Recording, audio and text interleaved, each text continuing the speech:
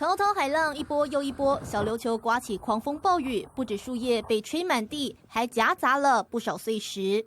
垦丁南湾沙滩的海浪也越卷越高，目测有5米，好多漂流木都被冲到岸上，堆积在阶梯上头。目前你看最大阵风已经来到10级以上，那我们海巡人员也要呼吁所有的民众千万不要进入禁限制区域及岸际观浪，以为自身安全。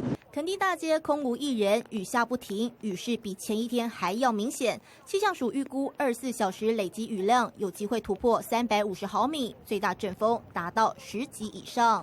目前我就是在一间超商的一个店门口，你可以看到呢，因为这个台风的关系，大家都是做好这个防台的一个措施。可以看到目前在这个超商的部分，他们的门口其实都已经有贴上了这个胶带，而且每一个门其实都有牢牢的贴住。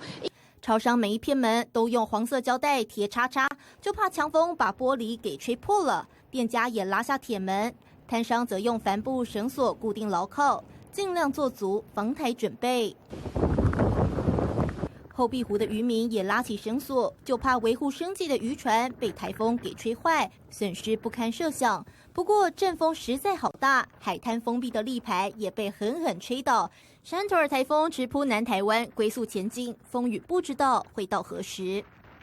民新闻刘颖纯、陈嘉祥屏东报道。更多精彩新闻，请下载 App 订阅民视新闻网。